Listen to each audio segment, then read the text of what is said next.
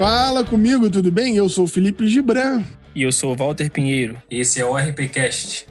Antes da gente iniciar aqui o nosso bate-papo, para você que está acompanhando esse nosso trabalho, para você que gosta desse rolê que a gente faz, acessa aí www.apoia.se/ORP e nos ajude, nos paga um cafezinho, seja uma colaboradora, seja um colaborador desse projeto. Esse recurso a gente utiliza para fazer as edições, gravações, pesquisas, né? Para fazer toda a produção desse conteúdo. Esse episódio tem o oferecimento da editora Recriar, a editora com as melhores publicações do Brasil e também da Faculdade Unida de Vitória. O melhor curso de teologia EAD do país. Inclusive, nós estudamos lá. A Faculdade Unida de Vitória, inclusive, agora tem mestrado e doutorado, hein? Bom demais, vou mestrar lá.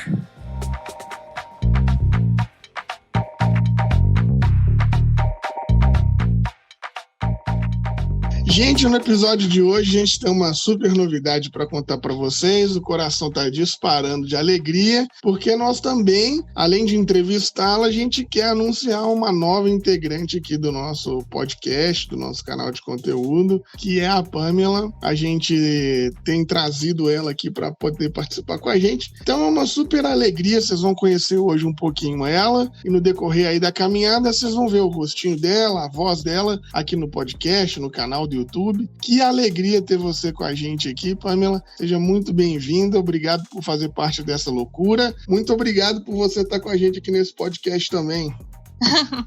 Que isso, gente. Eu que agradeço pela oportunidade. Espero que eu possa estar aí agregando de alguma maneira. E obrigada mesmo por ter sido convidada aí. Para mim é uma honra muito grande estar aqui com vocês. Pelo sotaque a gente já viu que de Minas é só Walter e eu, né?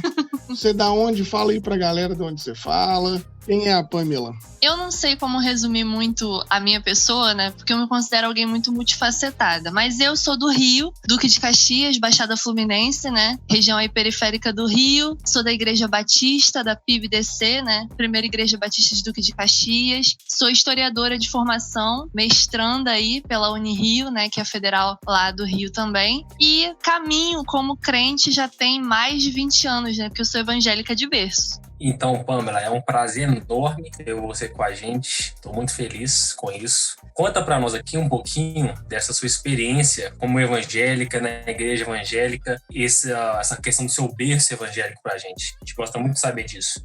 Eu me considero, assim, crente de berço, né? Porque eu nasci numa família que já era evangelizada, mas os meus avós não eram, né? Minha mãe que foi o canal, assim, da gente começar essa caminhada na igreja, né? Meu avô, ele era alcoólatra, minha avó também. A gente mora em região, né? No Morro Azul, na favela. E aí a minha mãe começou a frequentar a igreja, porque naquela época, a situação da família é muito pobre, né?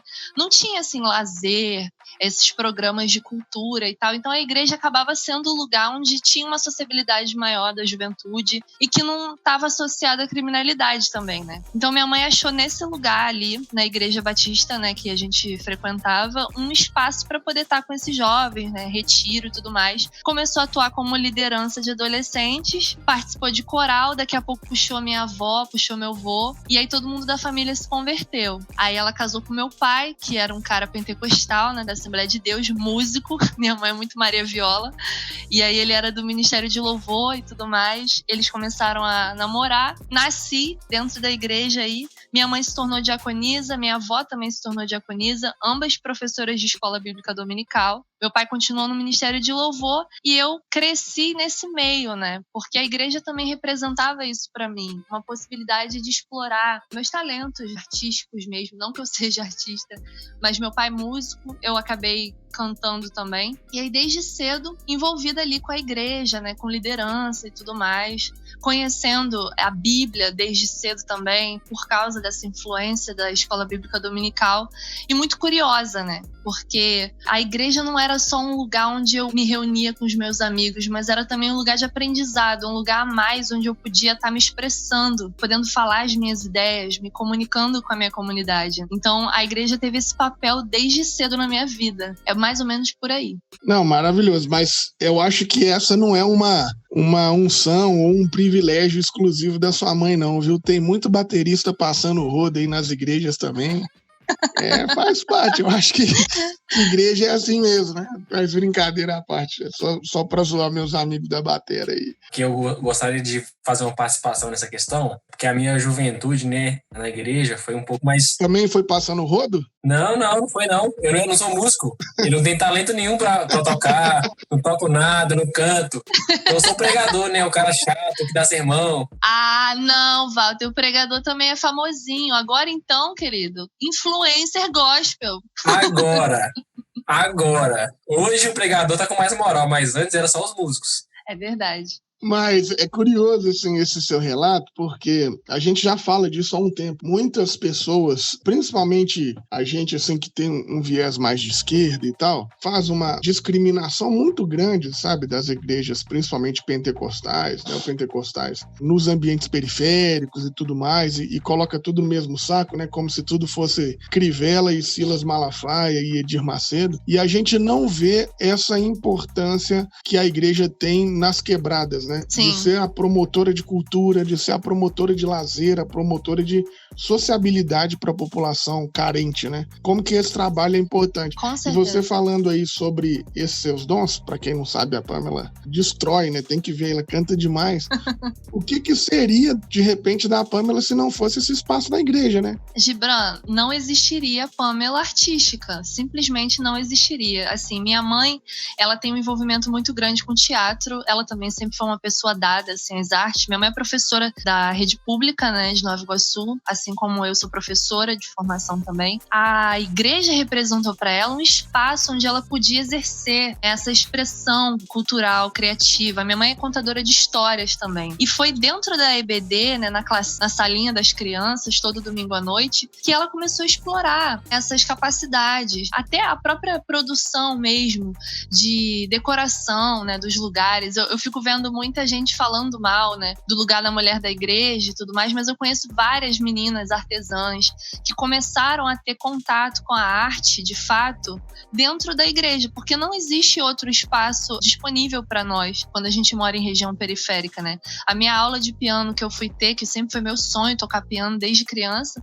foi por causa da igreja também. O canto coral que eu tive acesso desde muito novinha foi por causa da igreja. E meu pai é a mesma coisa, meu pai ainda mais do que eu, né? Ele é nordestino, meu pai é pernambucano, e a família dele toda era da igreja Brasil para Cristo, né, se eu não me engano. Depois que ele veio aqui pro Rio aos 14, é que ele começou a ter contato com a Assembleia de Deus.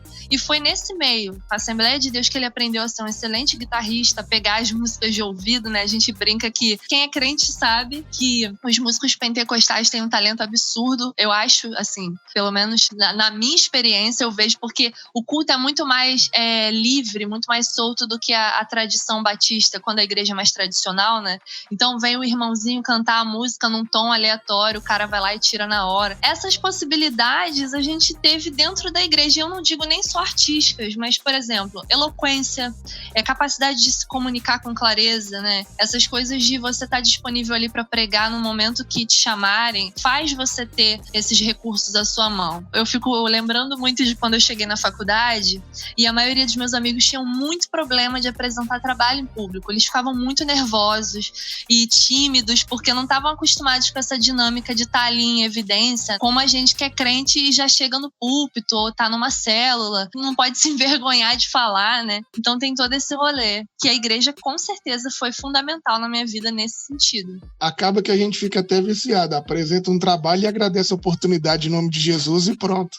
Menino, eu apresentando meu trabalho na pós-graduação agora, na live que teve no YouTube da Escola de História, menino, eu falei exatamente isso. Gente, agradeço a oportunidade. Aí todo mundo começou a rir. Eu falei, é muito crente mesmo, não tem pra onde correr. Uma vez, eu tava na facu, aí eu apresentei um trabalho. Depois que eu terminei de falar, eu falei, amém, gente? E a galera ficou, tipo, olhando. Vício de crente, né? Esse cara tá fazendo, né? Ai. Eu terminei a qualificação, eu falei, obrigada, graças a Deus, Senhor, não sei o quê. E o meu orientador ficou assim, querida, vamos ter compostura. Então, Pamela, tô te ouvindo aqui falar sobre a igreja, falar sobre a sua trajetória, a importância na vida da sua família. Assim como nós, você é uma pessoa apaixonada pela igreja? Ah, sem dúvida, gente, sem dúvida. Inclusive, nessa pandemia, eu já tô aqui muito saudosa de estar na igreja, né, de estar trabalhando. Eu acho que todo mundo que tem essa vida, né, eu não sei vocês, mas domingo pra mim era um dia completamente lotado na minha agenda. Eu acordava de manhã dando aula na EBD da minha igreja para os meus adolescentes, já ficava direto pro ensaio da equipe de louvor. ia para casa o tempo de comer alguma coisa, tomar um banho, voltar para a igreja. Às vezes nem voltava, então eu sinto falta disso. Porque desde muito cedo, como eu era de uma igreja menor, né, uma igreja de bairro, era um senso de comunidade muito forte. E isso mexe muito comigo, né? Porque é aquele tipo de coisa, você está passando por uma situação difícil com a sua família e saber que você não está sozinho, porque tem uma rede de pessoas ali disponíveis, orando por você. Às vezes é uma falta de recurso que vem por um parente seu que está desempregado e chega uma cesta básica, chega uma irmã fazendo uma visita, uma oração. Então é um carinho muito grande. Minha avó, ela trabalha em cantina, né? Eu não sei se você já trabalharam em cantina e igreja, mas é muito sobre isso. De você fazer o trabalho que está ali disponível, o cuidado, né, com as pessoas, fazer uma faxina, às vezes, num templo. Porque rola uma intimidade no nível de que aquele lugar que as pessoas se encontram é basicamente uma extensão da sua casa, né? Principalmente as igrejas periféricas têm muito disso. Que você chega lá, ensaia, faz uma reunião, vê os seus amigos e você está desenvolvendo um trabalho ali em conjunto, apesar das questões, né, de divergências, que é muito normal, é coisa de corpo, mas é uma sensação muito boa você saber que você faz parte de um lugar e que você está atuando assim em prol desse coletivo. É muito bom. Eu sou apaixonada.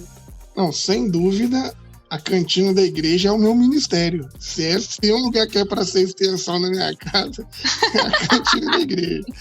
Mas você estava falando disso, eu acho fantástico, assim, eu e o Walter, a gente é, assim, irremediável, a gente gosta da igreja mesmo, a gente quer lutar por ela em tudo quanto é espaço, a gente acredita, como tudo na vida tem suas falhas, né, nada é perfeito, mas é um espaço, assim, que mudou a nossa trajetória, então a gente segue nessa caminhada. Apesar disso, né, a trajetória da igreja para Walter, para mim, ela traz sortes e revés diferentes. Para você, enquanto mulher, o que você acha que você teve mais ou menos acesso dentro de uma comunidade, dentro de uma igreja, ou na sua experiência o fato de ser mulher nunca interferiu em nada?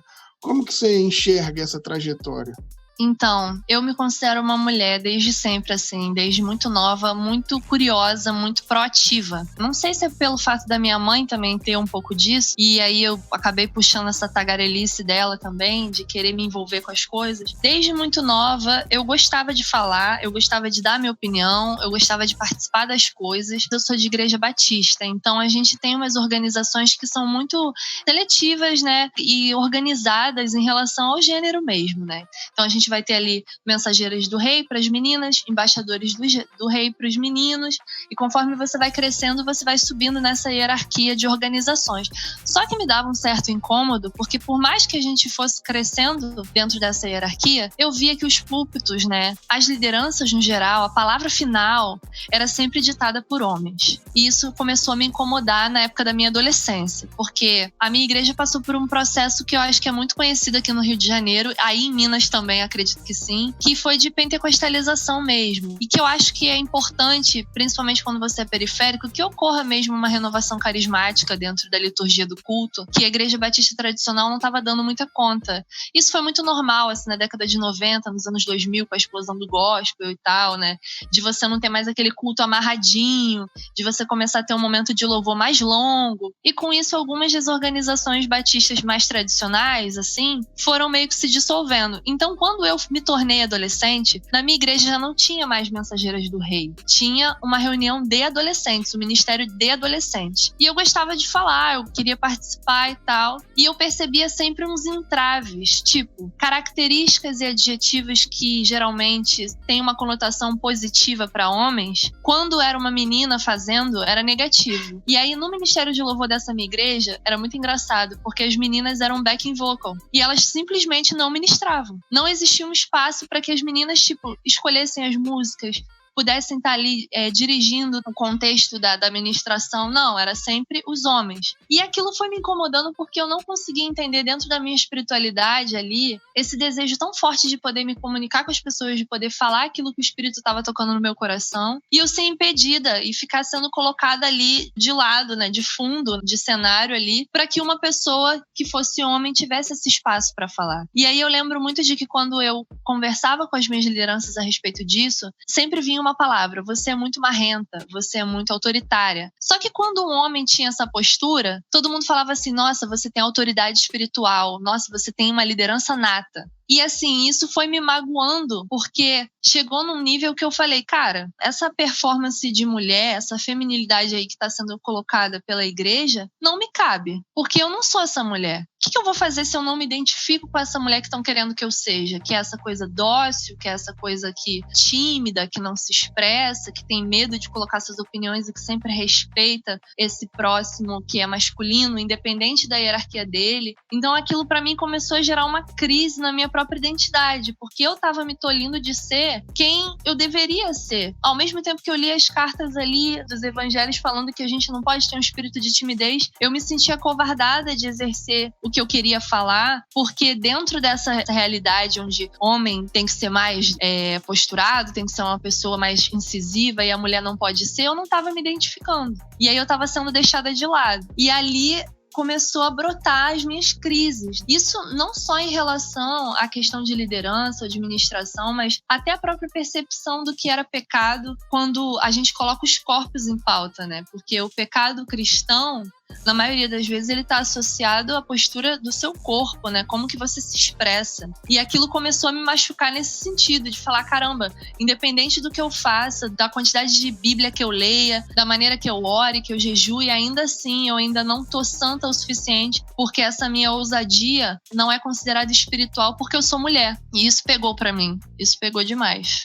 Então, uma vez a gente conversou, né, pessoalmente, assim, sobre essa sua questão de descobrir a sua feminilidade e tal, descobrir que esse papel que era dado para a mulher na igreja não te cabia, mas esse descobrimento, esse despertar, assim, geralmente nas minhas amigas, outras pessoas que eu converso, surge geralmente no período que elas entram para a faculdade, têm acesso a outras leituras, mas eu gostaria de saber de você, quem foi o pilar dessa sua indignação? Quem que te dava outras visões de mundo? Sua família? Tinha alguma pessoa especial que te instruía, alguma tutora na igreja? Como foi esse processo? Por eu ter essa questão familiar de denominações diferentes, eram questões muito engraçadas. Dentro da Batista, eu não me identificava com as lideranças. Eu não sei se vocês já perceberam isso, mas, por exemplo, quando você entra num culto de uma igreja pentecostal periférica, a presença da liderança das mulheres é muito forte. E elas fazem vigílias, elas fazem culto de oração, tem as missionárias que já vão à frente do púlpito e elas sempre marcam o discurso delas com muita autoridade espiritual. A família minha, por parte de pai, é toda pentecostal, né? A galera tem esse fundo, né? De ser mais pentecostal, de ter um culto mais avivado. E aí eu ficava nessa de ficar indo no culto da Batista no domingo, que era a minha igreja que eu tava ali, como ministra de louvor também. E durante a semana eu ia para os cultos de oração. Às vezes eu ia para as rodas de oração que a minha tia me chamava para participar. E lá eu vi um comportamento diferente. Por mais que tivesse esse discurso de que a mulher tinha que ser submissa e tal, espiritualmente falando, eu sentia no culto delas um calor, assim, uma resposta a essas lideranças femininas bastante diferente do que eu via nas igrejas protestantes históricas. Eu sempre me inspirei muito nessas mulheres para poder exercer mesmo o meu papel, sabe? Aquela coisa de, cara, você tem que pelejar mesmo, entendeu? Deus te chamou para você marchar, para você continuar. Esse discurso que é bem pentecostal e tal, das irmãs que iam impondo as mãos umas às outras ali, às vezes tinha a irmãzinha da revelação e tal, mas que tinha uma certeza do que estava fazendo, que não ficava engasgando no processo e nem se intimidava em relação à postura de outras pessoas que não concordavam com elas ali. Então, isso mexeu muito comigo. Eu lembro de um culto que eu fui, e aí foi um culto de vigília de oração também, que foi uma missionária Suelen que pregou. Ela é lá de Costa Barros, pensam demais ela. E ela tava ali, cara, com toda a autoridade, pregando para homens e para mulheres, assim, e as pessoas estavam muito receptivas ao que ela tava falando. E aquilo ali tocou muito o meu coração. Eu falei, cara, eu não posso me acovardar porque as pessoas querem tolir o reino de acontecer, né? Porque o chamado é para todo mundo. Não dá para eu ficar nessa. Quando eu vivi essas experiências, chegou um momento na igreja que eu tava que foi bem difícil, porque eu tava com umas ideias diferentes, que é aí que foi o divisor de águas. Eu entrei na faculdade de História em 2013. Eu entrei para fazer História justamente por causa da minha curiosidade mesmo, histórica bíblica. Eu queria saber o que rolou na Antiguidade Oriental e Ocidental, né? Por que a gente virou crente? Como que essa religião chegou para nós? E essa era a minha maior curiosidade que me motivou a fazer a faculdade de História. E aí, quando eu cheguei lá, eu tive acesso ao feminismo, que eu não fazia ideia do que era. Isso em 2013, eu nunca tinha ouvido falar. O que eu sabia muito por alto é que feminista era muito radical, que elas não concordavam com religião, que não depilavam o sovaco e que eram mulheres muito brutas e odiavam homens, e era o básico que eu tinha ouvido falar de feminismo. Eu, bem aqui em Duque de Caxias, sem nunca ter lido nada a respeito. E ali, nas conversas, né, nas rodas, falando sobre gênero, falando sobre as disparidades que a gente vive por ser mulher aqui no Brasil, todo esse recorte, eu tive muita sorte de ter acesso a um feminismo interseccional de cara, né? Pra quem não sabe, o feminismo interseccional é que abrange aí as características identitárias também. Então a gente vai defender a mulher negra, a mulher trans, as mulheres lésbicas, as mulheres pobres, tá trazendo essa categoria de interseccionalidade. E aí eu tive acesso a isso. Num primeiro momento, foi assim, eu tive aquele estranhamento. Eu falei, opa, mas eu li na Bíblia que eu não posso ser assim. Mesmo eu não concordando, dentro de mim já existia uma opressão nesse sentido, que me ensinaram desde cedo, a entender qualquer tipo de interpretação diferente daquela que tinham colocado pra mim, né? Que a mulher tá abaixo do homem, a mulher sabe dificular, já causava um estranhamento, um desconforto, porque eu sabia que eu tava pensando errado, como se fosse um pecado. Me internalizaram essa culpa, sabe? Quando eu comecei a conversar, né, com essas meninas e a ter contato com essas visões e perceber que eu tava atravessada dessas violências, né, de silenciamento, de ser ignorada, eu já cansei de viver isso quando eu era adolescente, da gente estar resolvendo questões de liderança da igreja e eu dar uma ideia e as pessoas não ligarem. E aí, 5 minutos depois, o cara vinha e repetia a mesma coisa que eu falava. E aí todo mundo, nossa, incrível, inventou a roda, entendeu? E aí eu comecei a perceber e foi dando start. Eu falei, eu não posso mais continuar num lugar que diz defender o evangelho, que aceita todos, quando a minha existência está sendo comprometida. E aí eu lembro que teve um caso que rolou aqui no meu bairro, de violência doméstica, que acobertaram também. E aquilo ali mexeu muito comigo. Foi um momento que eu dei start e falei assim, cara, não tenho mais condição de me declarar uma pessoa não feminista, de achar que isso é errado, que isso é pecado. Porque eu leio no evangelho que Jesus defendia a mulher, que Jesus estava ali pela mulher, que Jesus convidava a mulher para participar do ministério, que Jesus dava, assim, os segredos dele, né? Dava esse privilégio delas serem as primeiras a descobrir da ressurreição dele. Como que eu vou estar num lugar onde as pessoas ignoram essas coisas e não protegem as pessoas que precisam para ficar atacando esse discurso feminista? E aí eu dei uma afastada da igreja e demorei muito até conseguir conciliar uma coisa com a outra, né? De entender que o feminismo, os feminismos, que não é um só, mas é um movimento multifacetado e plural, dentro da minha existência, da minha análise, teria possibilidade de caminhar dentro da minha religião. Porque, afinal de contas, se ele defende a existência das mulheres, o discurso de igualdade, ele tem que atravessar todas as áreas da sociedade. Isso inclui a religião também. Então não é um problema, não é uma barreira. E foi aí que eu comecei nessa caminhada a tentar unir esse desejo de viver uma espiritualidade saudável com um Jesus que é inclusivo, com uma espiritualidade que me abraça, junto com um movimento que eu acredito, né, que prima também por essa proteção, por essa defesa dessa mulher. E eu acho fantástico você falar isso, porque talvez seja uma questão de lógica, assim, não precisa nem de Bíblia, nem de teologia para entender isso, mas se a sua espiritualidade não lida bem com a perspectiva de uma igualdade, uma dignidade para todo mundo, o problema não está no feminismo, o problema está na sua espiritualidade. Parece até óbvio, né? Mas às vezes o óbvio precisa ser dito. A gente vê um espectro fundamentalista fazendo uma crítica do feminismo e tudo mais, mas a gente não percebe, né, esse ambiente fundamentalista trazendo outras ideias para a gente fazer um equilíbrio dessa balança. É nesse sentido que eu acho que a nossa denúncia, ela é fundamental, porque o feminismo nada mais é do que esse instrumento, como você está dizendo, porque eu ouvindo você dizendo tudo isso aqui, o que eu escutei você falando era, olha, eu já vivi essa indignação dentro da igreja de perceber como eu era cerceada e de repente na faculdade eu entendi um instrumento de luta. E aí uma igreja que não valida uma ferramenta de luta para trazer dignidade, talvez seja esse lugar mesmo que a gente tem que questionar, né? Eu achei fantástico essa sua narrativa, porque a gente, nossa, como é triste hoje todos os ambientes em que a gente tenta trazer algumas pautas humanitárias, e na minha opinião, o feminismo é uma questão de humanidade, como a gente é questionado por prezar pelo ser humano, pela humanidade, pela igualdade, enfim. E da onde que você tirou esse rolê, assim, de, bom, eu quero estudar isso academicamente, eu quero discutir essa ideia do papel da mulher, da igreja, na academia? Quando foi que você teve esse clique, assim? Aliás, faz até um parêntese pra gente e fala também um pouquinho dessa sua caminhada no mestrado, o que você está pensando em pesquisar, como é que é esse assunto?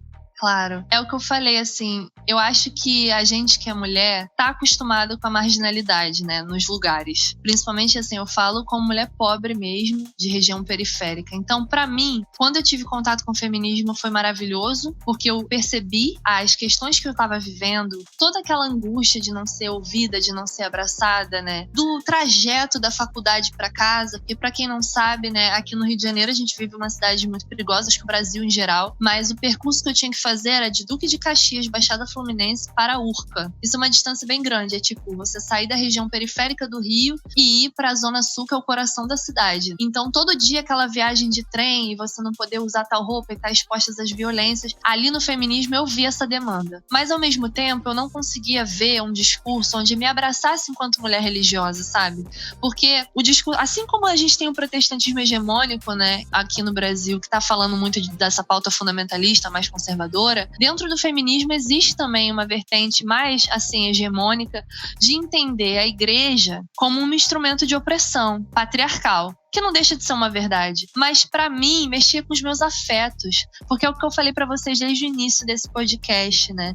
A igreja pra mim não era só um lugar onde reprimiram o meu corpo por eu ser mulher. Foi um lugar também onde eu encontrei a minha voz, literalmente, cantando, me expressando artisticamente, compondo, escrevendo, falando com as pessoas, tendo esse senso de comunidade que me foi negado por eu ser de uma região periférica, que não tinha uma organização cultural. Então, falar pra mim que a igreja somente essa face dura de opressão ao corpo da mulher não me descia muito bem, porque eu ficava assim, não é verdade. A gente vive aí um momento em que a face da religião evangélica, principalmente a pentecostal, é feminina e preta. E quando eu vejo a minha tia, por exemplo, sendo líder da igreja dela e trabalhando com decoração, que é um negócio que ela ama, e sendo amada pela comunidade, eu vejo que ela tá feliz e ela tá satisfeita. Por mais que tenha um discurso conservador de fundo, ela encontrou um senso de comunidade, de coletivo, onde ela é valorizada, que no mundo secular ela não é, porque tem baixa escolaridade, porque não tem um diploma ou porque não tem dinheiro. E isso a gente leva pra vida, sabe? São influências que estão ali passando na nossa vida. Então, quando eu comecei nessas reuniões feministas da faculdade, eu senti uma carência muito grande de ver mulheres na minha situação, entendendo o feminismo como uma estratégia para utilizar dentro das igrejas, mas entendendo a igreja como um ambiente que não é, assim, uma questão unificada, como se a gente pudesse dicotomizar tudo pro bem e pro mal. Eu acho que tudo é muito mais uma escala, né, do preto ao branco do que preto e branco de fato. E aí eu tava sentindo falta dessa comunicação com essas mulheres que se sentiam importantes dentro das suas comunidades, dentro das suas igrejas, que faziam um trabalho social, que tinham uma reunião com essas mulheres, que às vezes eram uma rede de cuidado para mulheres que eram violentadas domesticamente e são evangélicas. Então, assim, até que ponto a gente pode encher a boca para falar da igreja como somente um instrumento de opressão, né, de um discurso patriarcal? E aquilo começou a me incomodar muito, porque eu estava sendo chutada pela minha igreja, porque eu estava sendo antibíblica, defendendo o feminismo, e ao mesmo tempo sendo criticada, né, pelo meio acadêmico, que falava para mim, cara, mas se você quer ser feminista, você tá sofrendo essas angústias, sai da igreja, cara, se desliga.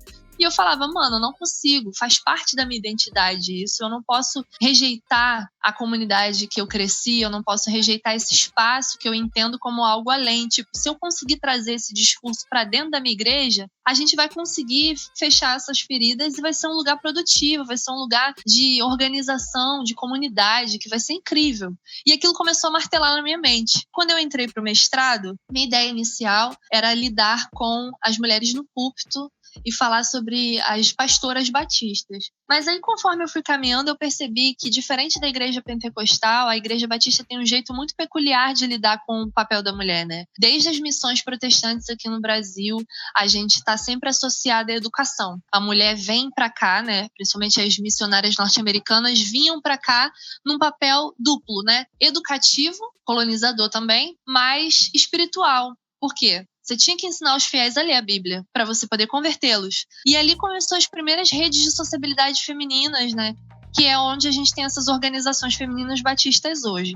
E aquilo começou a me fascinar porque dizia muito da minha história, da minha família. Minha mãe começou a ser professora de EBD novinha e por isso se interessou por ser professora pedagoga hoje e foi para o meio acadêmico, assim como eu também, né? Comecei com liderança na igreja, comecei a estudar a Bíblia a fundo, querer entender aquele contexto histórico e fui para a faculdade de História. Então, querendo ou não, minha espiritualidade me abençoou nesse sentido de conseguir entrar no meio acadêmico. O que eu fiquei pensando? Qual era a minha crise? Cara, eu queria poder voltar no tempo e ter uma professora de EBD que me ensinasse essas coisas que eu só fui aprender na academia. Que me ensinasse que meu corpo não é um instrumento de pecado para fazer o homem cair. Que me ensinasse que eu não sou uma pessoa devassa por eu expressar minha sexualidade, ou que eu não sou uma pessoa que eu posso me comportar de uma maneira diferente dessa docilidade que estão propondo, né, o tempo todo, que existem várias formas de você ser mulher dentro dessa espiritualidade que é livre, que é multiforme também. E aí eu comecei a pensar nesse sentido.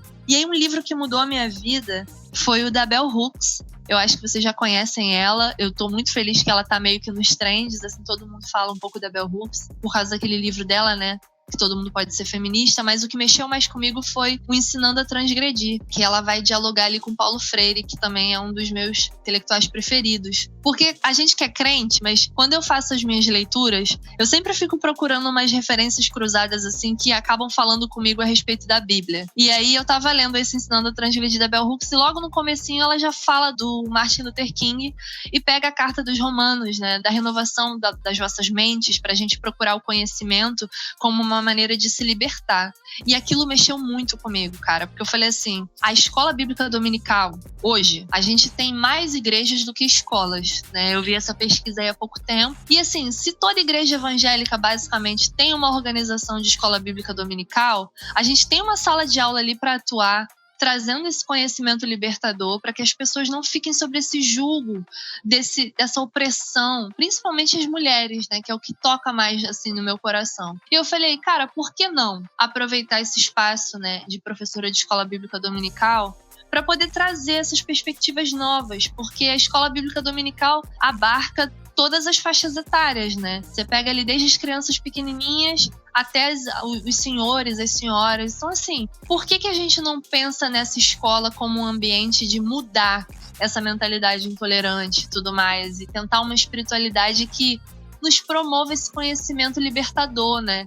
De não julgar o outro, de não desumanizar o outro por causa de hierarquia, né, de cunho sexual, tipo, eu sou o homem, então a palavra final é minha, o sentimento, o afeto da mulher não tem muito valor aqui. E aí, nessa caminhada do mestrado, a minha intenção é trazer à tona a narrativa dessas professoras de EBD. O que elas experimentaram aí nessas gerações, né? Porque, assim, a gente está vivendo esse momento, eu tive contato com essas leituras porque eu me considero jovem, porque eu tive o privilégio de estar dentro da academia. Mas eu fico pensando nas senhoras que atuaram aí como professoras também, não tiveram acesso a esses discursos, o que elas entendiam como educação religiosa. E a gente tentar dialogar e achar um caminho que a gente consiga dar conta disso tudo de uma maneira mais saudável, que não seja reprimir. Eu acho que tem a ver com isso. Isso é uma das coisas que, não só da perspectiva do feminismo, muitas pessoas às vezes chegam, né, pra gente, principalmente nessa caminhada pastoral, né, e chega dizendo, cara, eu não dou conta mais desse ambiente, eu tenho que romper e tal.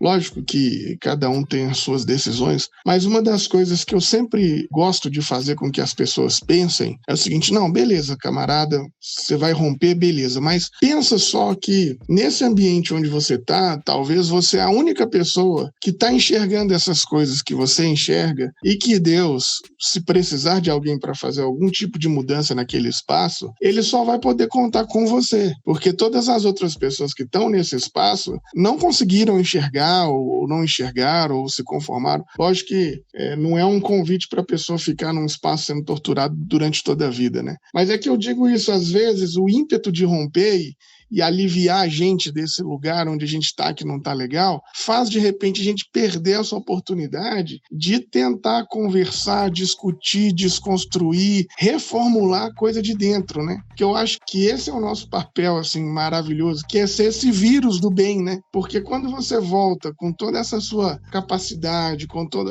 esse seu conhecimento para essas comunidades, você vira uma bomba relógio ali dentro da comunidade, discutindo com as mulheres que estão à sua volta. Então, eu acho que isso é fantástico, a gente entender esse trabalho que a gente pode fazer se a gente conseguir não romper, porque tem horas também que não tem jeito, né?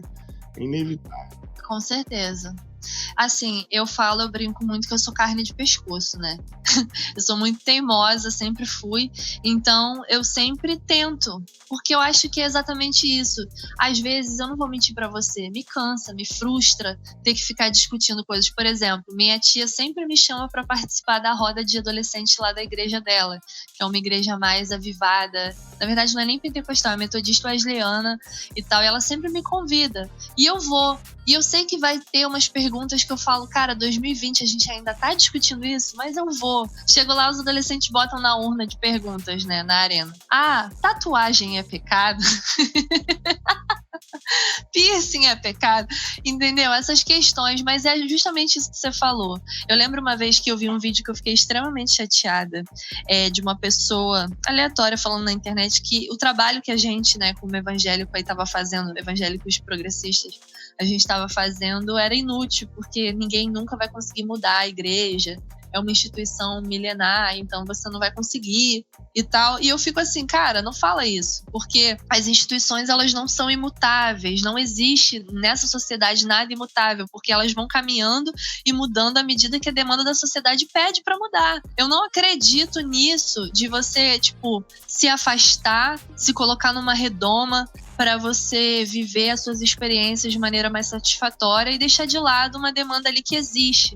O que tem sido meu combustível diário é lembrar da minha adolescência, lembrar da minha infância, assim, dos sofrimentos, das angústias que eu passei desnecessariamente, porque não tinha esse diálogo que eu tô podendo ter agora com outras pessoas. Simples assim. Imagina o tanto de dano psicológico que a gente tem. Eu sempre brinco com uma amiga minha que é psicóloga, que eu falei assim, amiga, você tem que fazer uma cota para filhos de crente e crente, entendeu? Dentro do seu consultório, porque a gente precisa urgentemente.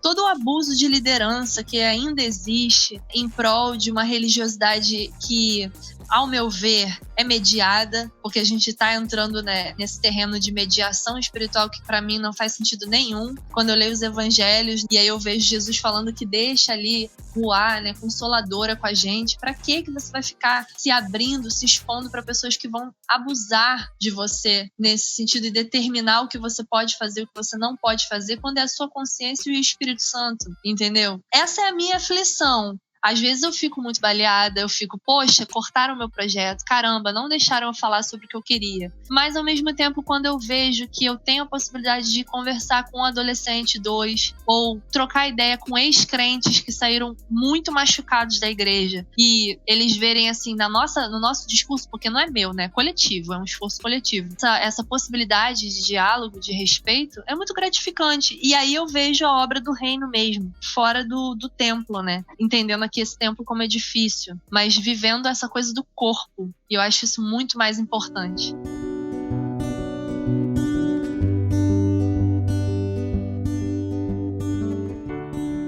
Então, Pamela, eu tenho uma pergunta para te fazer, mas antes disso, eu queria só salientar aqui a minha identificação com a sua história pessoal, né, na sua outra fala, porque eu até lembrei de uma música do Emicida, que ele vai falar que tudo que nós tem é nós. Então, tipo assim, isso é bem real, porque, igual você disse, sem a igreja, a Pamela não teria nenhuma ideia da questão da arte, da questão dos estudos, ela não teria essas oportunidades que ela teve. Eu sou um camarada que me converti tarde, né, aos 17 anos. Antes disso, eu tive a oportunidade de estudar, porque eu estudei em colégios católicos, porque eu ganhei bolsa, minha mãe fez inscrição para mim, eu fiz algumas provas. Até mesmo nesse processo... Só um parênteses.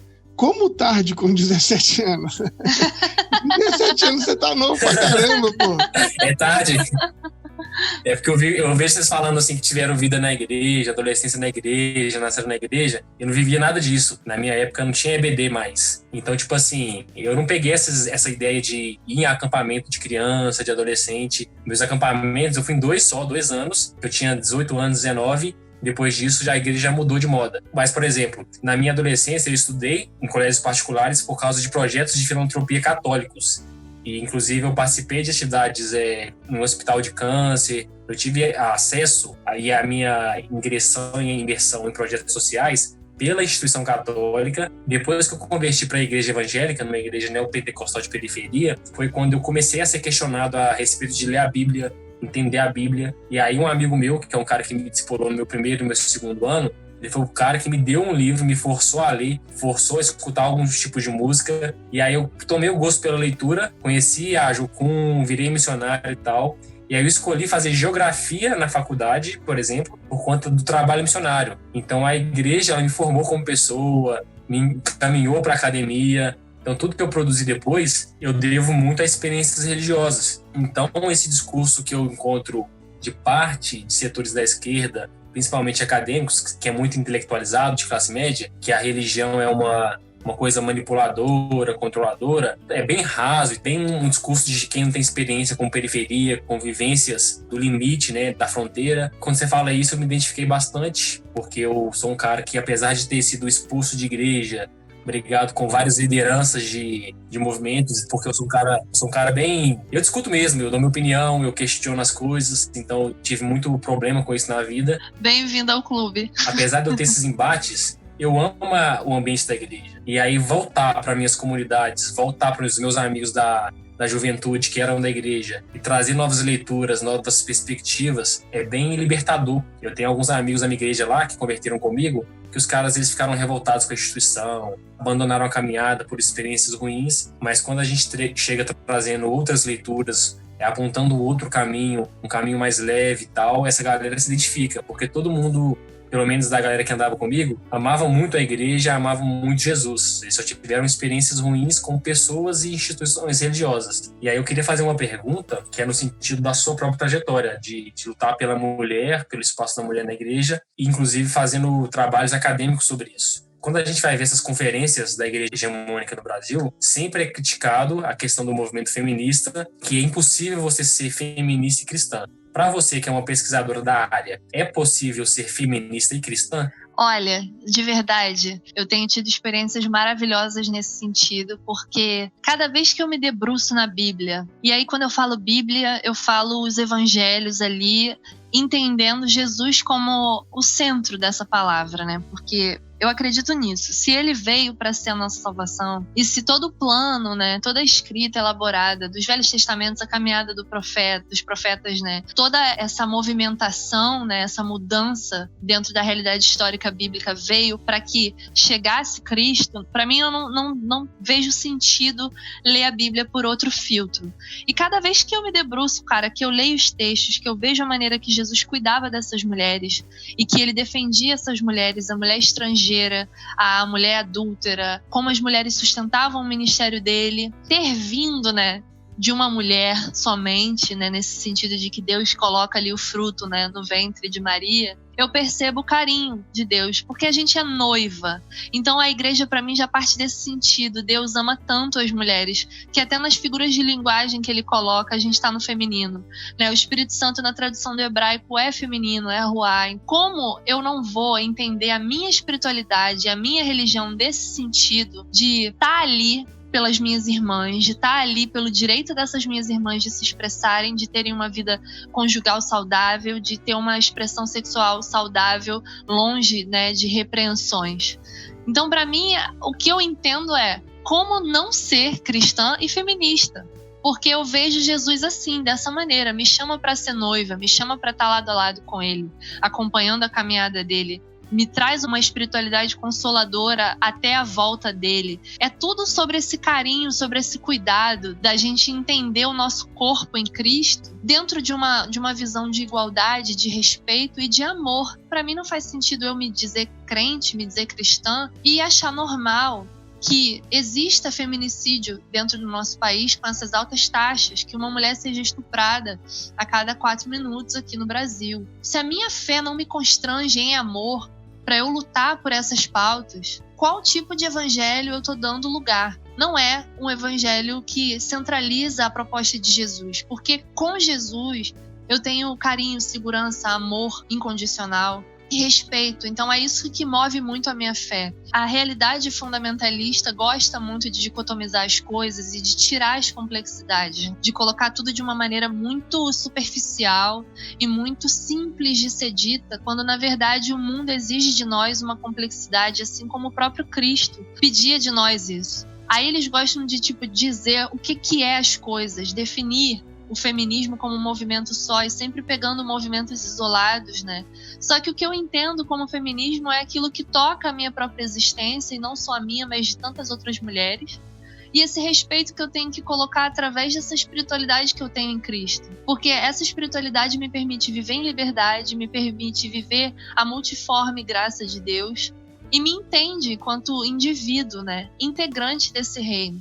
Então eu não posso virar as costas para as mulheres ou simplesmente demonizar movimentos que lutem por essas pautas que salvam vidas. Eu vou parafrasear aqui, né, porque Angela Davis fala, né, que não basta você não ser racista, você tem que ser antirracista.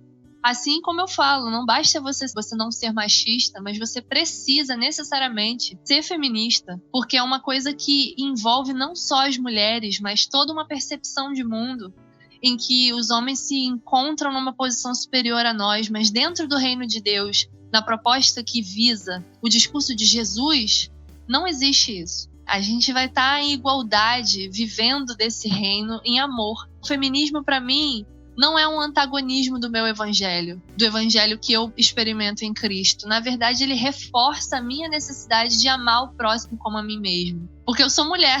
E o homem também tem que se sentir constrangido nesse sentido. De, cara, como pode eu estar aqui pregando com todas essas palavras, com tanta certeza, enquanto existem mulheres que não podem exercer lideranças, não podem viver os seus dons espirituais em Deus? Como que o reino de Deus vai ser estabelecido se a gente não trabalhar nesse sentido por uma igualdade? E eu não entendo o medo que as pessoas têm do feminismo. Eu acho que o medo é um reflexo da própria atitude delas. Então, quando eu vejo homens conservadores com medo do movimento feminista dentro das igrejas, na verdade eles estão com medo das mulheres exercerem o que eles já exercem há anos. Essa superioridade, essa arrogância espiritual disfarçada de santidade e de verdade bíblica. Então eu acho que é uma crítica também nesse sentido de como anda a sua espiritualidade, como anda a sua questão de humildade, de entender que você tem que ser o menor dentro do reino de Deus também. Todas essas coisas que o feminismo coloca em xeque, né, que é muito revolucionário para o discurso da igreja, que as pessoas entendem isso como muito fora da realidade evangélica, na verdade eu vejo como pontos que agregam ainda mais a nossa necessidade, o nosso esforço de trabalhar em prol dessa comunidade que está visando esse caráter igualitário em Cristo, essa noção de corpo. Então acho que tem a ver com isso. Agora, nega, fantástico demais esse rolê. Talvez o que eu estava há pouco tempo conversando com um grande amigo nosso aqui, você vai ter o privilégio de conhecer também, que é o pastor Juliano, ele é aqui de BH e tá um cara fantástico, parceirão nosso. E ele estava me contando uma vez que ele foi dar uma aula de um curso de teologia numa comunidade muito humilde, assim, e aí um camarada virou para ele e falou assim, pastor, mas eu entendo que discernimento de espírito é uma coisa um pouco diferente disso que você está dizendo. E ele falou assim, é mesmo? Mas como? O que é? E aí ele disse assim, discernimento de espírito é você entender com quem você está conversando para você saber a linguagem que você deve usar para que essa pessoa te entenda. E aí ele falou que ele ficou extremamente surpreendido porque na teologia, né, o cara está tão acostumado a ter as definições sistemáticas, aquela coisa toda, e uma pessoa assim, extremamente humilde, sem uma caminhada acadêmica, trouxe para ele uma perspectiva maravilhosa e que ele não esperava, né? Esse preconceito nosso mesmo, assim, academicista. A partir desse relato que eu ouvi dele, cara, a minha vida mudou mesmo, assim. A partir de hoje, eu sempre penso, legal, eu tenho em mim uma série de questões, uma série de revoluções que eu quero fazer, mas como que é o discernimento de espírito? Quer dizer, para aquelas pessoas da minha igreja, no tempo, no espaço, como é que eu digo isso, respeitando o tempo delas, a limitação delas, as minhas limitações também? Quer dizer, a gente não vai conseguir chegar e botar todo mundo, vamos pra rua, coquetel molotov, vamos quebrar esse negócio. Eu queria que a gente fosse... Mas a gente não vai, o tempo histórico é diferente da nossa cabeça. Como é que então você lida com isso, com o tempo das pessoas, na sua comunidade? Como é que você faz essa flexão da revolução que está em você para as pessoas conseguirem te ouvir, entender o que você fala? Como é que você lida dessa forma? Para mim, né, como eu falei para vocês, a minha experiência acadêmica veio pautada da minha própria espiritualidade e do próprio chão que eu travo, assim, com a minha religião, né, com a minha igreja. Então, eu não tenho problema nenhum de estar cercada de mulheres. Eu não tenho essa crise de, meu Deus, mas ela não está desconstruída o suficiente, pipipopopô.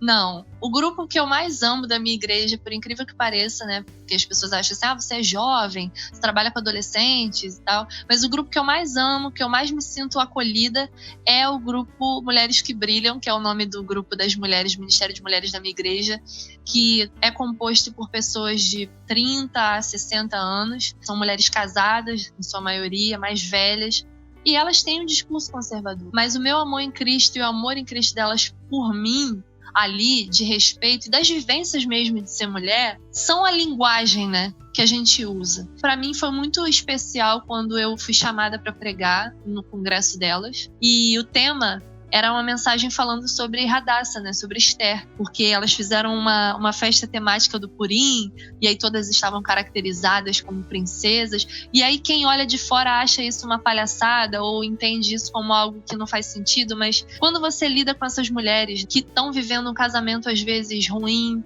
uma vivência matrimonial de violência, ou que às vezes estão passando por uma situação de super baixa autoestima, porque estão mais velhas, porque estão desempregadas, ou porque são desrespeitadas, não tem espaço dentro da sociedade. Quando você se reúne com elas numa festa do Purim que elas se vestem como princesas, elas se sentem empoderadas. Parece piada, mas é verdade. E ali, quando eu preguei, eu fiquei numa crise. Eu falei, caraca, como é que eu vou pregar sobre Esther? Que basicamente é uma narração sobre uma menina virgem sendo conduzida a um estupro, né? E tratar isso como algo vitorioso. E aí, nesse sentido, o Espírito Santo vai me conduzindo numa linguagem onde eu possa falar sobre essa fé em amor que atravessa tanto a mim com as minhas questões acadêmicas quanto elas, porque somos filhas desse mesmo Deus. Somos mulheres que vivemos experiências parecidas.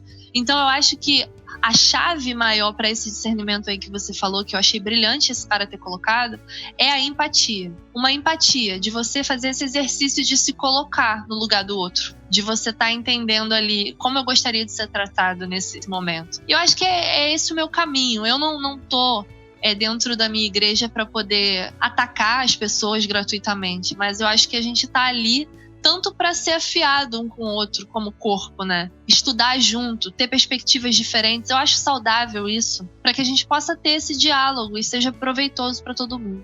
Então, Pamela, fantástico. Estou muito feliz de ter falado com você hoje. Eu e Gibran, né, falo por nós dois. Foi incrível ouvir de você, conversar com você. Vai ser incrível partilhar a caminhada com você no próximo ano. Vai ser muito bom para o Reino Pessoa, para a nossa amizade mesmo, para a nossa construção como pessoa, como cristãos que estão nesse papel de desconstruir o fundamentalismo e propor um caminho mais de amor, né? Um caminho mais de afetos mesmo. Para finalizar, a gente sempre tem um costume aqui no Reino Pessoa, no podcast, de pedir indicações para os nossos convidados, né? Hoje você está como convidada, nos próximos não. Então fala aí pra galera o que você gosta de ouvir, o que você indica de leitura, de filme. Esse espaço é seu. Ai, obrigada. Gente, primeiro eu quero agradecer vocês. Estou super feliz porque eu acho que a gente teve uma conexão imediata. É muito bom saber que tem pessoas ainda dispostas a estar trabalhando na igreja, apesar dos pesares, e amando esse espaço. Bom, sobre as minhas indicações, eu estou lendo umas coisas muito boas ultimamente. Um livro que está sendo muito bom para mim é o da Odja Barros, né? Flores que Rompem Raízes, da editora Recriar. Aliás, se tem uma editora que eu recomendo nessa vida, principalmente para quem é estudioso de religião, independente de teologia ou não, é a editora Recriar, que tem uns materiais incríveis, tem uns livros muito interessantes. E esse da Odia Barros está sendo muito incrível porque ela está trazendo uma proposta de leitura feminista popular da Bíblia, que é muito esse rolê que eu estou pretendendo fazer.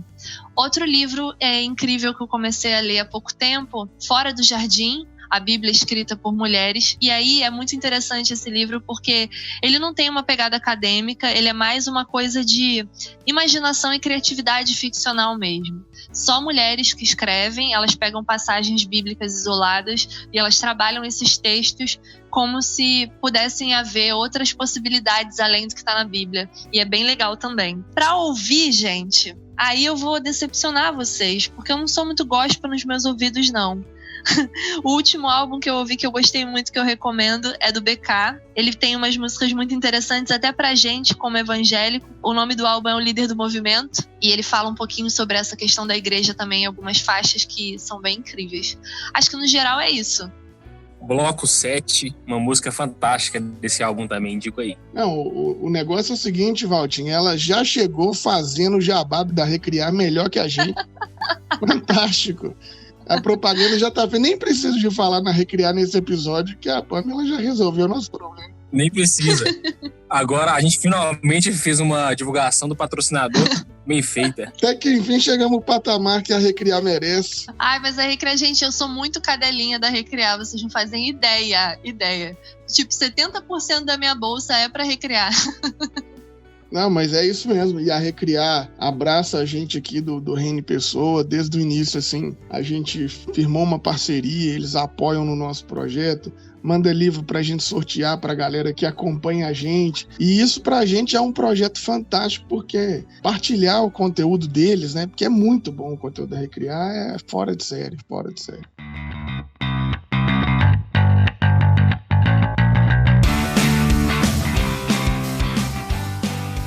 Bom, mas é isso, nega. Chegamos ao nosso final desse episódio, então a gente vai se despedir momentaneamente, porque você continua com a gente em tudo mais que a gente faz aqui no Reino em Pessoa.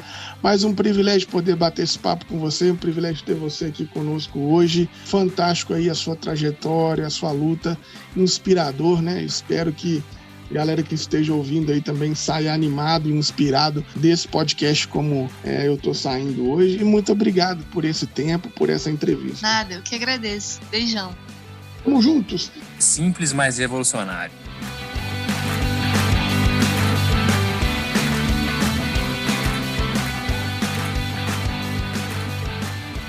O podcast foi editado por Felipe Bulbarelli. Por Felipe Bulbarelli.